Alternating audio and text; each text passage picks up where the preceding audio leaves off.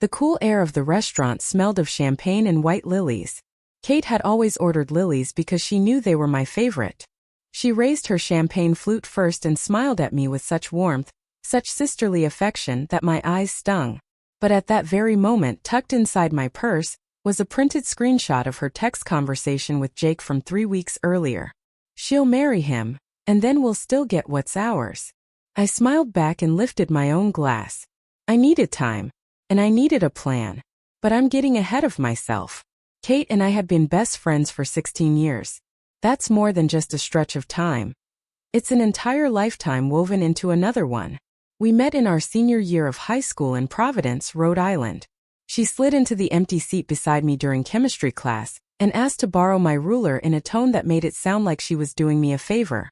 I handed it over. She never gave it back.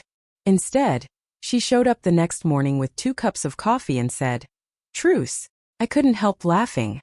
We were inseparable from that day on. She stood beside me at graduation. I was there cheering her on when she landed her first real job. She stayed with me through the night my mother died. I begged her not to marry Mark, the same Mark who eventually turned out to be exactly the man I knew he was. We knew everything about each other. Or at least I thought we did. When I think back to the months before my engagement, the first thing I remember is a smell. Fresh coffee in my Boston kitchen on Saturday mornings whenever Kate came to visit. She insisted on making it herself, turning it into a quiet ritual. First she'd warm the mugs with hot water. Then she'd pour whole beans into her hand grinder and turn the handle with complete concentration, as though she were doing something sacred. I'd sit at the breakfast bar wrapped in a blanket, watching her, thinking, this is someone I can trust.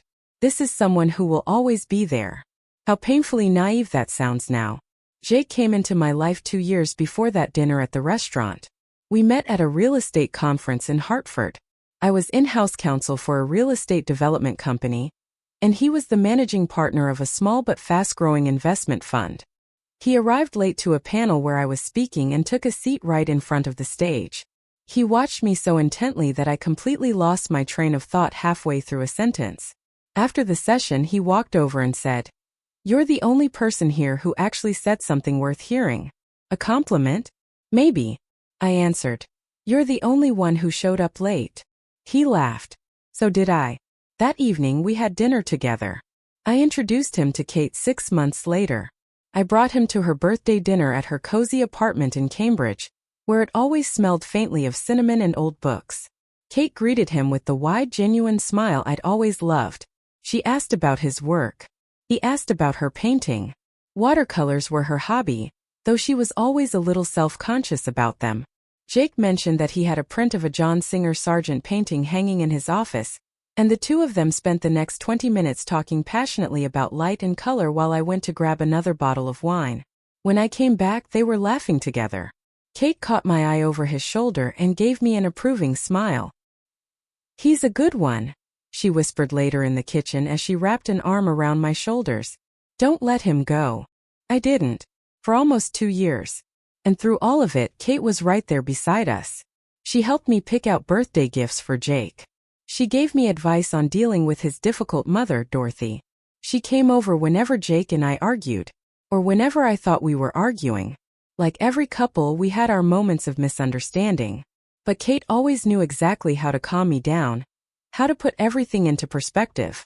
"He just has an automatic defense mechanism whenever money comes up," she'd say about Jake's habit of shutting down during conversations about finances. Occupational hazard. Investors are wired that way.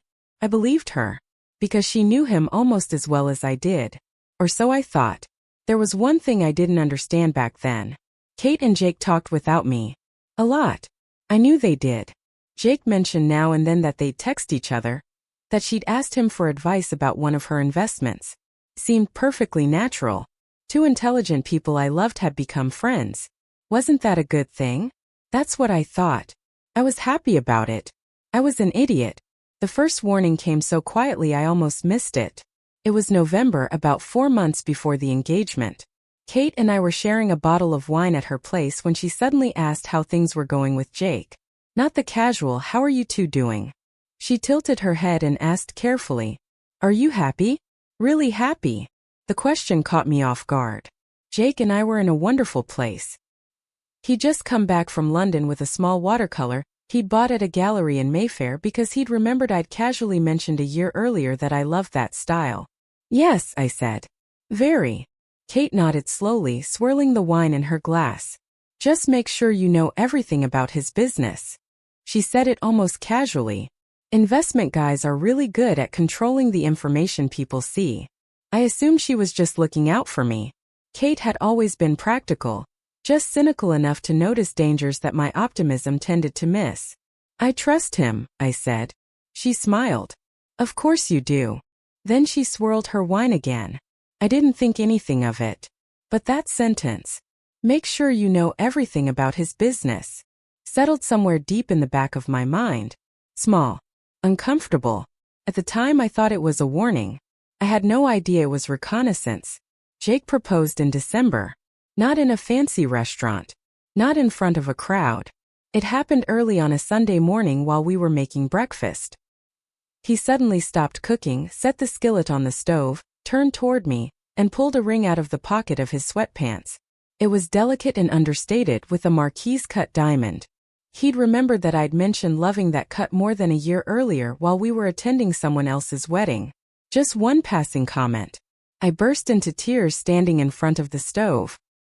He laughed as he hugged me. The coffee boiled over. We both shouted, then laughed even harder in our empty apartment at 7 in the morning. It was one of the most genuine moments of my life. The very first thing I did afterward was call Kate. She squealed so loudly it felt like we were teenagers again. This is the best news I've heard all day. He's your person. I'm so happy for you, sophomore. Soph. She was the only person who ever called me that. I held the phone with both hands, my heart overflowing with that rare kind of happiness you only feel when someone you love is just as thrilled for you as you are. We made plans to celebrate the following weekend. Just the two of us.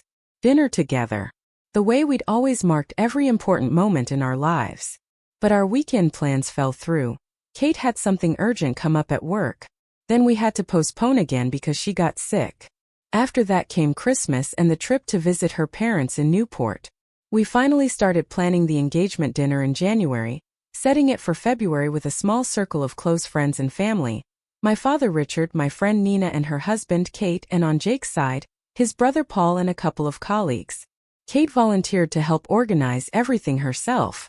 She picked the restaurant, Il Cortile, an Italian place with live music and beautiful lighting. She knew his taste. She knew mine. Felt like an act of love. I found the messages by accident. Completely by accident. That's the part that still haunts me. If it hadn't been for the laptop, if the battery hadn't died, if those 30 minutes hadn't happened, everything might have been different. It was an ordinary Thursday evening at the end of January. Jake was running late because of a meeting, and I was working from home. My laptop died without warning. I couldn't find the charger, so without thinking much about it, I opened Jake's work laptop, which he sometimes left at home. I only needed to finish one document and email it, 5 minutes at most. The laptop unlocked immediately. Jake never used a password on the lock screen when he was home. We had always trusted each other with our space. His work email was already open in one browser tab, and a messaging app in another. I wasn't snooping. Honestly. I opened Word and started typing. Then, out of the corner of my eye, I noticed a notification slide across the bottom of the screen. The sender's name was Kate. And just before the notification disappeared, I caught the last word of the message. Apartment. My fingers froze above the keyboard. I exhaled slowly and told myself it was nothing. They talked all the time. They were probably discussing our apartment or the move. Jake and I had talked about relocating after the wedding. Everything's fine. I typed another couple of words. Then my eyes drifted to the messaging icon on the taskbar. There wasn't one new message. There were 19. All from today. My hand moved to the trackpad almost on its own. I clicked. The conversation expanded. Stretched back for months. I could only see the most recent messages, but they were enough for something inside me to begin crumbling. Quietly, almost silently. Kate had written, "You have to tell her before the wedding." Jake replied, "I will. Just not yet. Kate. She'll find out on her own, Jay." And then it'll be worse. Jake, give me time to figure it out. You promised. Kate, I promised to stay quiet, not to cover for you forever.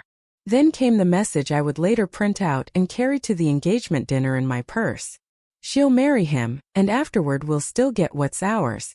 Just let her sign the paperwork as his wife first. I stopped breathing. Literally. I didn't realize it until my lungs suddenly cramped, forcing me to gasp for air like someone breaking the surface after being underwater.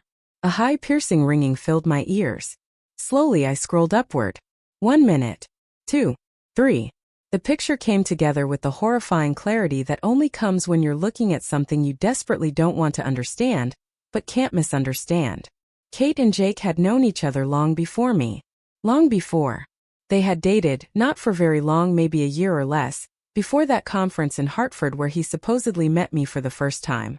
And what I had always believed was their friendship, their conversations about art, her investment advice, the way she seemed so invested in my happiness, had been something else entirely. Something I didn't yet have a name for.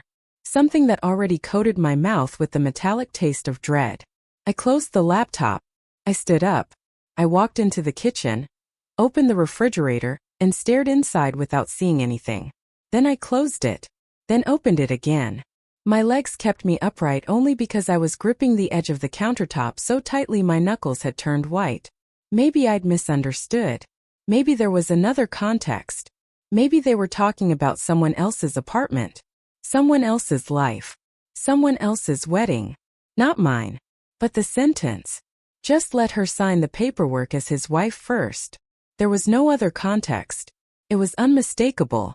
Surgically clear. Jake came home an hour later. I was sitting in the living room with a book I wasn't reading.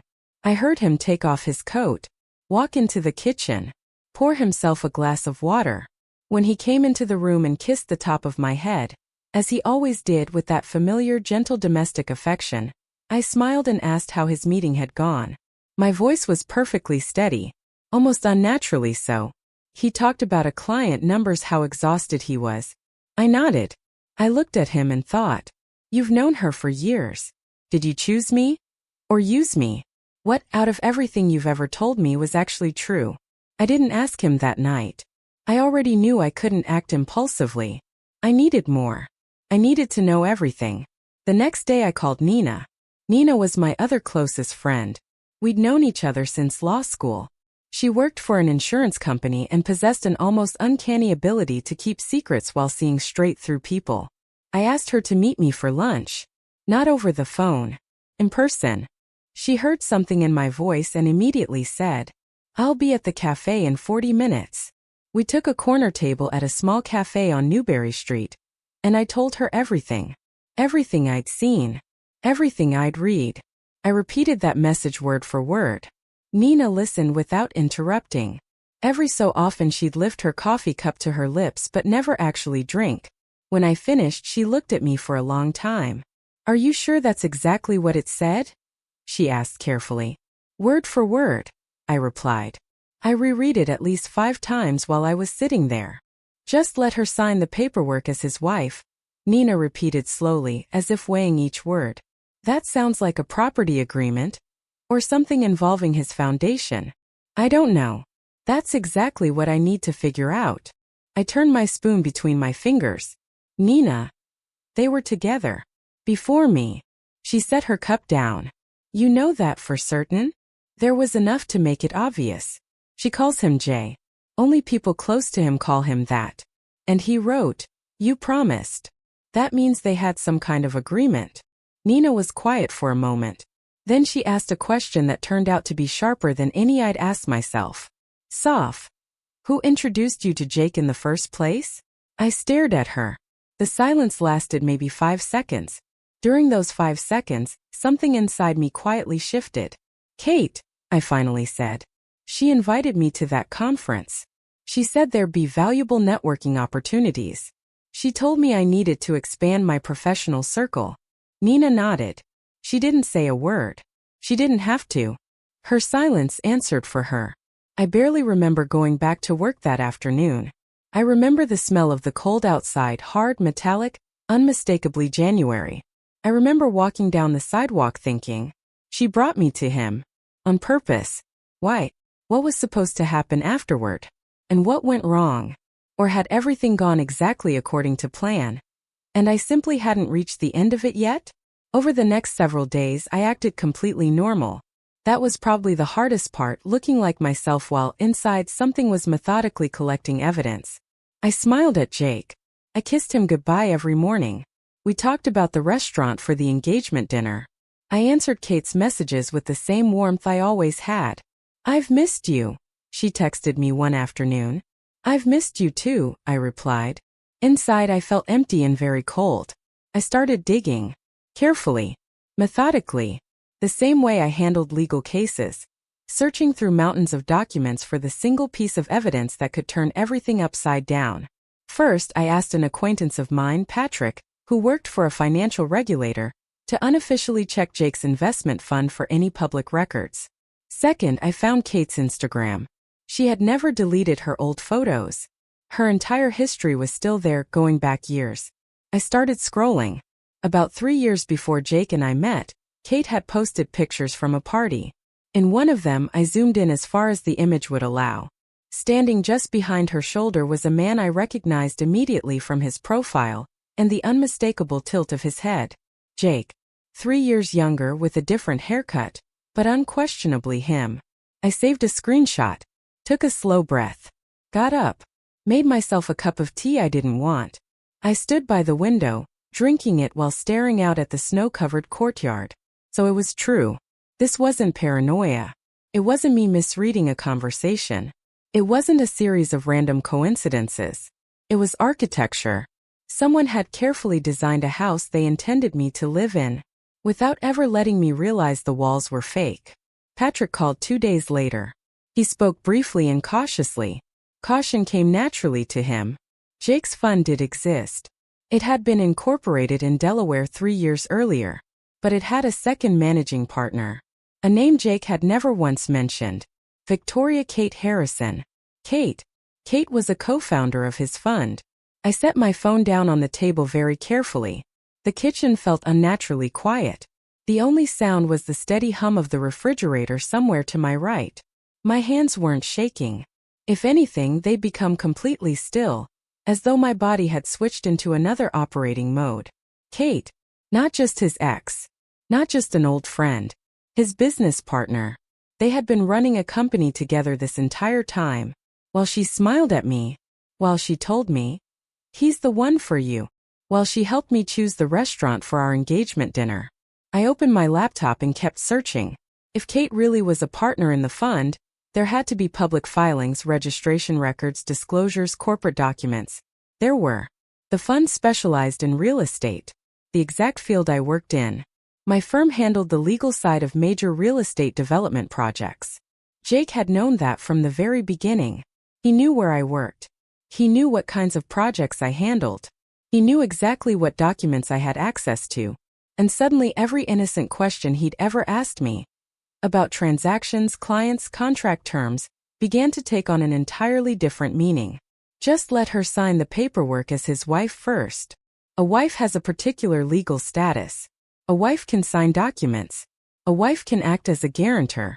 A wife can become part of a transaction that otherwise wouldn't have the credibility or access it requires. I sat alone in my kitchen, laying out the facts the way I would prepare a legal case.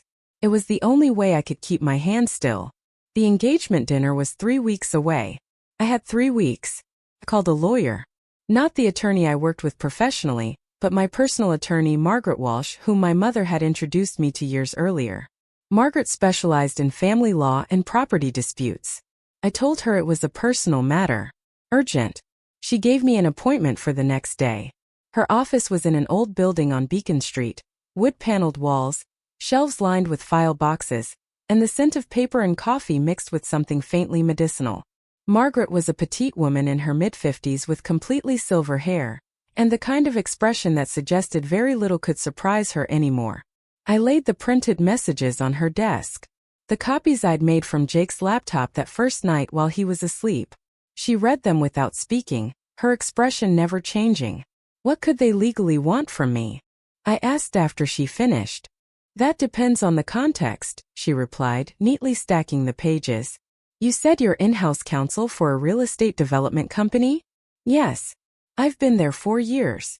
There are several possibilities. She tapped a finger lightly against her desk. They may need your signature as a private individual, a personal guarantee, a co-investment, collateral for a transaction, or they may want your position, access to confidential information, clients, or internal company documents through you. She paused. Or, and this would concern me the most, they may want you inside the system as an insider no one suspects. I didn't say anything. There's one more possibility, Margaret added, her voice noticeably heavier. And it's the simplest one. Sometimes marriage itself changes the structure of someone's assets. Once you're married, property rights can shift depending on how assets are owned and acquired. If you have an interest in something valuable that isn't legally insulated, it could become marital property. The apartment. My apartment on South End Street. The one I'd inherited from my mother 3 years earlier. Titled solely in my name. Worth nearly $900,000. Margaret studied my face carefully. Do you own real estate? Yes, I answered quietly. Then before this wedding, you need a prenuptial agreement. One drafted specifically to ensure your property remains completely protected, regardless of what happens. She leaned forward slightly. And you also need to find out whether any paperwork involving that property has already been prepared, or is waiting for your signature. She paused. People sometimes start putting those documents together well, before anyone realizes what's happening. I came home a different person. Or rather, I came back to a home that had stopped being what it seemed. I went upstairs to the apartment and walked into the study, a small room where we kept a shared desk and bookshelves. I pulled the folder with the apartment documents from the cabinet. Everything was there. Nothing looked suspicious. I slowly flipped through the papers, thinking that maybe I'd caught it in time. Maybe nothing had actually been done yet. Maybe it had only been planned. Maybe I still had time. But what I discovered the following week made me realize that time wasn't waiting for me. It was Tuesday. Jake had left for a 2-day business trip to New York, or so he said. I was working from home, and around midday I noticed he'd forgotten his work tablet, a small one he used for business. I had no intention of opening it, but it was lying face up on the side table next to the couch, and as I walked past I accidentally brushed against it. The screen lit up. The Notes app was already open. A list. At the top was a date 5 weeks away, and beneath it were several bullet points. The first one read, Power of Attorney, draft with K. SS signature needed. That was me. Sophia. Soph. Power of Attorney. For what? I stood in the middle of the room and felt the floor disappear beneath me, not metaphorically but physically, as though my sense of balance had suddenly failed. I grabbed the back of a chair to keep from falling. A power of attorney. A legal document that allows someone to act on another person's behalf. In real estate, it could authorize someone to sign contracts, sell property, or transfer ownership. If Kate already had a draft, then someone had been preparing it. If they needed my signature, they were either planning to obtain it through deception, through pressure, or, and this was the most terrifying possibility, they intended to forge it. I took a picture of the screen. Then I put the tablet exactly where I'd found it. I walked into the hallway, slipped on my shoes, threw on my coat, and went outside just to feel asphalt beneath my feet. Something solid. Something real. The sky was gray, and the wind cut through the streets. Someone walked past carrying a paper cup of coffee, steam curling into the cold air, and that familiar smell, coffee, winter, the city, pulled me back into my body. I took out my phone. I called Nina. I need your help, I said. Real help. I'm listening, she replied immediately. No small talk. I told her about the power of attorney. Nina was silent for exactly 4 seconds, I counted. Then she said, Okay, listen carefully. Don't let either of them know. Not him. Not her. Keep acting exactly the same. I'll take care of something. What? I have a client who worked with a fund like Jake's a couple of years ago. I think he knows people who know your Jake. Give me a couple of days. I gave her 2. They were probably the longest 2 days of my life. Every morning I made coffee. I went to work. Answered emails. smiled at coworkers, ate lunch alone, came home, cooked dinner, talked to Jake on the phone. He called from New York, asked how I was, told me about meetings, said he missed me. I answered, I miss you too, in a voice that wasn't exactly lying, only because I no longer knew where the truth ended and the performance began. At night I lay awake in the dark, staring at the ceiling. I thought about my mother, about the apartment she'd left me, the only physical thing through which she still existed in this world, the walls she'd painted, the windowsill where she'd kept pots of geraniums. I thought about someone preparing legal documents to take it away from me, and calling himself the man I loved. Nina called on the third day, Wednesday evening. There was something different about her voice. Not frightened but weighted, as though she was choosing every word with great care. Soft. My contact confirmed it. Jake's fund lost a major deal last year. They took a serious financial hit. The investors are putting enormous pressure on them. They desperately need an asset to use as collateral. She paused. Your apartment is perfect. The value is right, and the title is completely clean. They want to use it as collateral, or sell it, or transfer it as part of another transaction. It depends on what they can get you to sign. Another pause. And there's something else. He found out more about Kate. Her voice grew even heavier. She's not just a partner in the fund. She was one of its original investors. Some of the money that launched the fund 3 years ago was hers. She's in this up to her neck. If the fund collapses, she loses everything. I lowered myself onto the couch, slowly, as though my legs had made the decision before I had. So I was a tool from the very beginning, I said. Not to Nina, to myself. She introduced me to him. He made me fall in love with him. They waited until I trusted him enough to sign.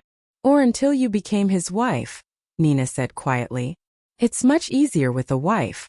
There's an assumption of shared financial interests. Legally, it almost happens automatically. I held the phone and stared at the wall across from me. The watercolor Jake had brought back from London still hung there. A woman standing by a window looking outside. I'd been the one who wanted it hung in the living room. Now it seemed to be looking back at me with an entirely different expression. Nina, I said at last, I need you to be at the dinner. The engagement dinner? Yes. I'm not canceling it. I'm going to use it. The silence on the line stretched between us. You understand what that means? Nina asked. Yes, I said. It means I have 3 more weeks to prepare. And I'm not going to waste a single one of them. Margaret listened to me again, this time with new documents and more details. She worked quickly. Over the next 2 weeks we accomplished several things. First, I had my ownership rights to the apartment notarized again, fresh certification, newly issued copies. Second, Margaret drafted a prenuptial agreement that clearly and unequivocally excluded the apartment from any marital or joint property claims. Third, and this was the most important step, she contacted a colleague who specialized in real estate fraud. His name was Graham Foster. When I walked into his office and spread everything I had across his desk, the messages, the screenshot from the tablet, the information about the trust, Nina's statement, he studied it in silence for a long time. He flipped through the pages, then finally looked up at me. Do you want to catch them? He asked bluntly. Or do you just want to protect yourself? I want them to get nothing, I replied. And then I want them to know it. He nodded. Then we need a witness at the dinner. Someone with legal standing who can document it if they try to have you sign anything right there. It happens. So I'll have a lawyer sitting at the table? Or nearby? Or ready to get there within 20 minutes? He held my gaze. You understand that if they don't try anything at dinner, it doesn't mean it's over. I understand, I said. But it'll be the beginning. Back at home, I stopped tiptoeing around the apartment. Not in any dramatic way, I simply stopped monitoring where I looked or what I noticed. I watched Jake, his morning routines, his habit of reading his phone over coffee, his effortless warmth and charm, and tried to find the moment where the truth had ended and calculation had begun. Maybe there had never been a line between them. Maybe he was capable of feeling both at once, genuine affection for me and a carefully laid plan. That was almost more frightening than outright betrayal, because it meant that, in some parallel version of reality, he really had loved me. Just not enough to stop. A week before the dinner, Kate texted me, Can't wait for Friday. You know how much I love you, sophomore. I replied. I love you too. Then I set the phone down and stared at the same spot for a long time. Eventually I got up, splashed cold water on my face, and caught my reflection in the mirror. What I saw surprised me. My face was calm. Not a mask. Not forced. Simply calm. Something inside me had stopped trembling. Something solid had finally clicked into place. On Thursday evening, the night before the dinner, I couldn't sleep. I sat in the kitchen with a mug of herbal tea that had long since gone cold, sorting through everything I had. Printouts. Photographs. Margaret's legal opinion. Graham Foster's number. He had confirmed he would stay within 5 minutes of the restaurant and answer my call immediately. Nina knew everything and knew exactly what to do.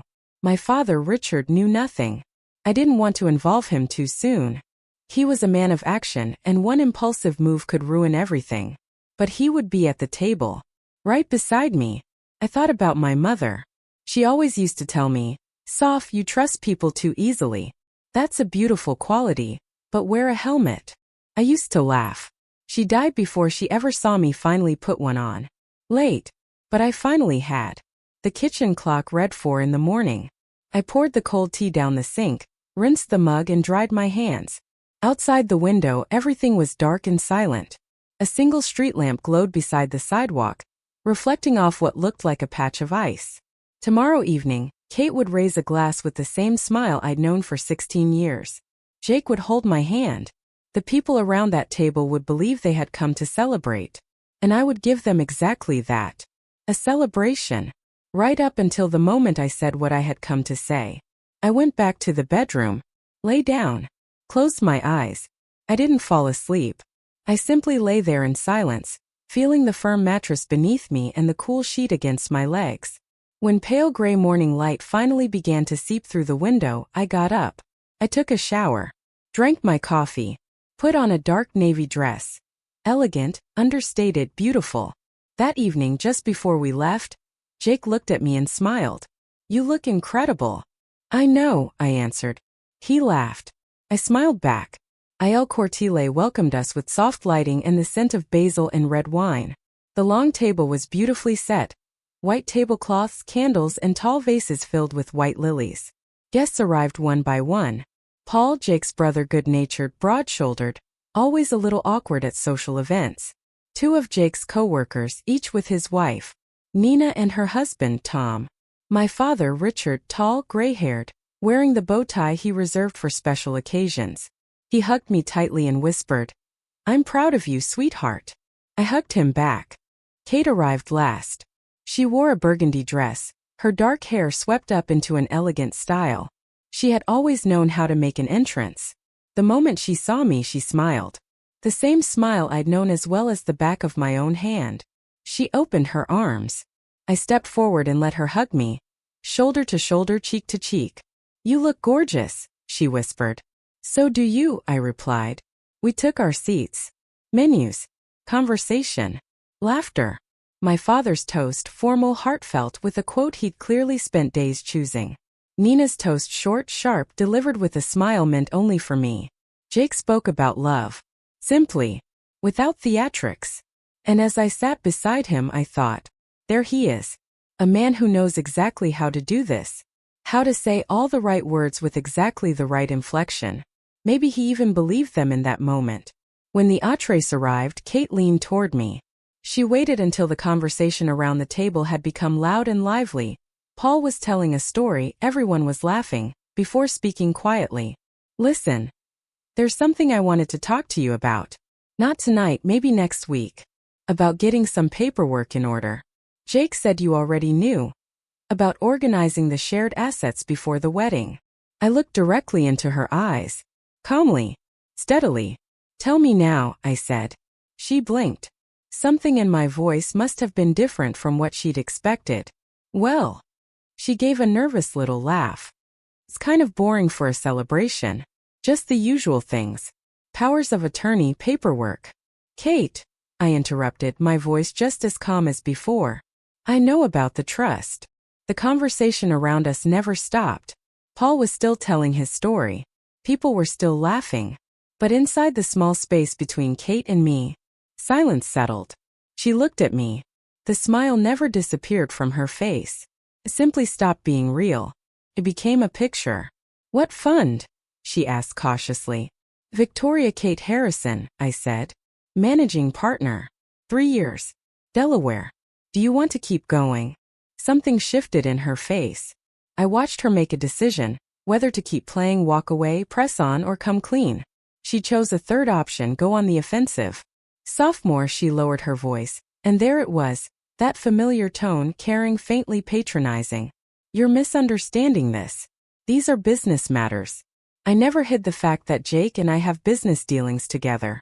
You did hide it," I said. Not loudly. Just a fact.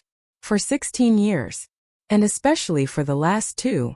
At that moment Jake sensed something. I don't know how.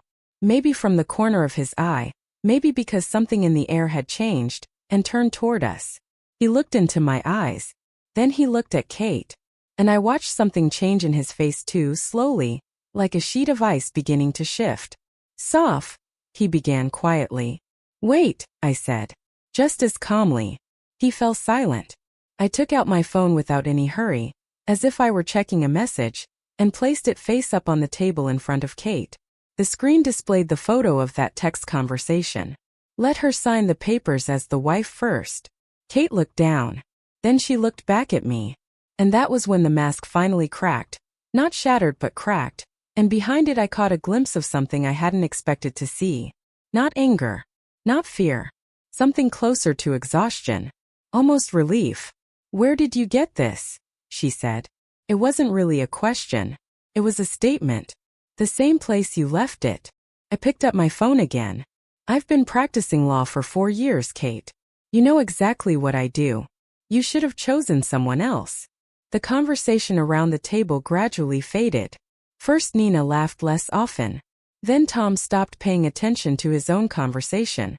Then Richard sensed something and looked at me. I gave the slightest shake of my head. "Wait." He stayed where he was, only tightening his grip on his fork. "Listen," Jake said, his voice almost pleading. "Let's not do this here. This isn't the place for." "For what?" I turned to him. "An honest conversation?" "For this conversation," he repeated, and something in his voice hardened. Almost possessive. The kind of authority I'd never noticed before because I'd never been looking for it. "Sophomore, let's step outside." "No," I said simply. "I'm comfortable right here." Silence settled over the table. The kind that comes when everyone already understands what's happening, but no one is ready to say it out loud.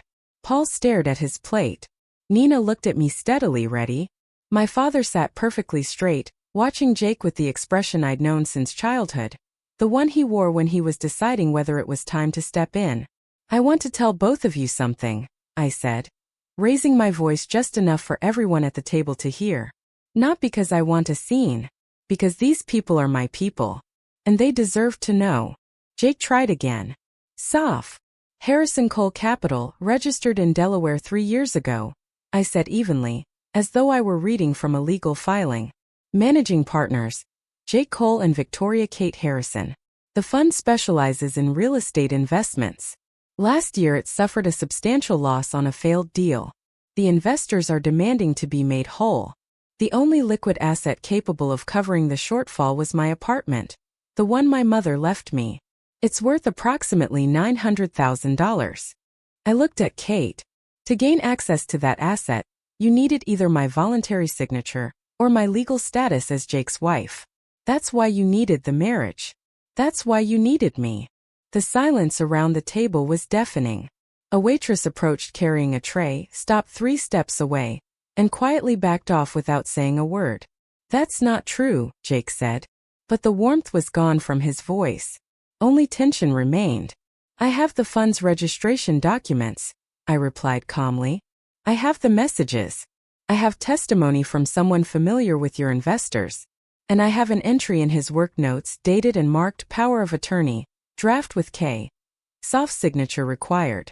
If you'd like, I'm prepared to turn all of it over to the appropriate authorities right now. My attorney is waiting for my call." Kate said nothing. She sat staring at the white tablecloth in front of her. Between us stood a vase of white lilies, the very flower she'd chosen because she knew they were my favorite. "Kate," my father said quietly, yet everyone heard him. "I've known you for 15 years. That was all he said.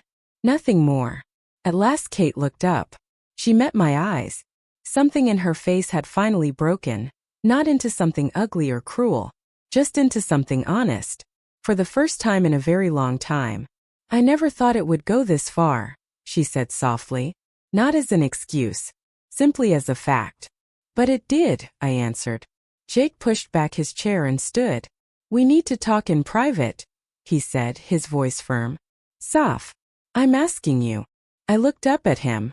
At the man who, 3 weeks earlier, had gotten down on one knee in our kitchen and asked me to marry him, so sincere that he'd made me cry. At the man who had chosen my ring because he remembered a conversation we'd had a year before. I still didn't know where the truth ended and the plan began. Maybe they'd been running side by side all along. Maybe that was the most terrifying part of stories like this. "Jake," I said, "the ring is on the nightstand. The apartment keys are yours. I'll pick up the rest of my things within the week. My attorney will contact you about everything else." He stood there looking at me, and I could see him searching for words that might still change something. He couldn't find any. "You don't understand the whole picture," he said at last. "No," I replied. "I understand it perfectly. That's exactly why we're here now instead of standing in front of a judge 6 months from now." I pushed back my chair and stood. Nina rose immediately after me, without a moment's hesitation. My father got to his feet more slowly, straightened his jacket, and looked at Jake the way a man looks when he's made up his mind and has no intention of explaining it. Paul leaned over and said something quietly to Jake. I didn't hear what it was.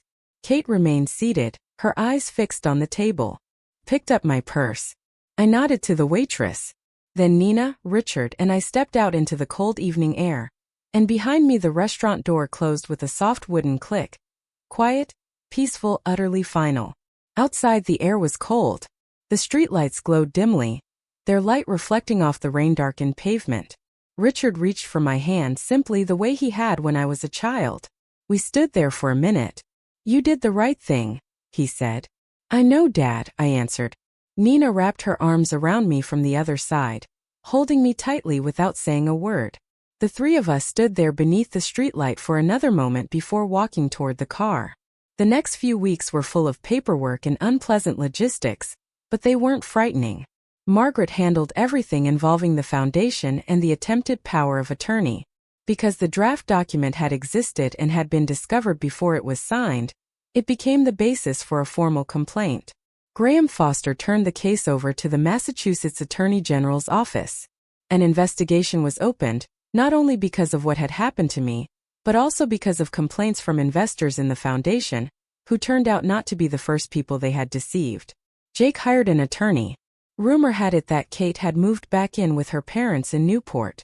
I changed my locks 2 days after that evening. Not the apartment itself. Jake had always lived in his own place and I lived in mine. But I changed my locks anyway, even though he'd never had a key. It mattered symbolically. Kate texted me a month later. It was a long message. I read it once, closed it, and never opened it again.